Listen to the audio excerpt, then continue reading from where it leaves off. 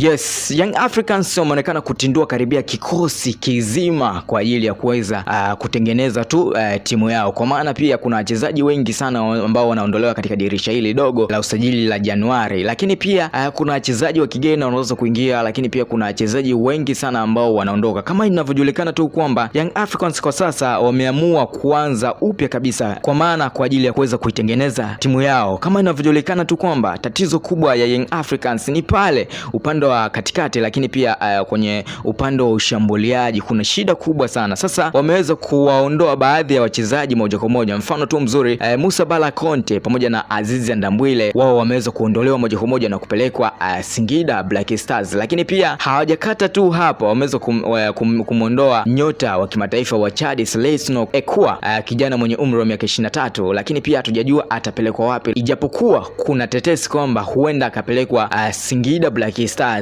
Bila kusahau pia wameweza kumuondoa Andy Boyeli moja kwa moja kunako katika kikosi cha Young Africans. Kumbuka tu huyu ni kijana anacheza namba 9. Sasa itakuwaje? Lakini kwa taarifa ambazo tumeweza kuzipata, kuna mchezaji mwingine ambaye ni mpya wa kigeni ambaye atasajiliwa kwa ajili ya kuweza kukava nafasi yake yeye mwenyewe. Lakini pia wameweza kuleta wachezaji wapya. Mfano tu mzuri wameweza kumleta Mohamed Damaro, kijana wa Singida Black Stars mwenye umri wa miaka 23 kutoka pale Guinea. Wameweza kumleta Maruf Chikai mwenye umri wa miaka 30 kutoka nchini Togo. Lakini pia kuna tetesi nyingi sana ambazo zimekuwa zikiendelea katika kikosi cha Young Africans. Kuna wachezaji wengi sana wanaweza kutolewa pale, lakini pia kuna wachezaji wengi sana ambao wanaweza kuingia kunako kikosi cha Young Africans. Usahau kwamba nenda pale YouTube, andika Mponela Update, then subscribe ili uwe unapata tetesi zote au habari zote za michezo ambazo zimekuwa zikifanya vizuri kila itopo leo. Kumbuka tu katika kipaza, mimi ni Said,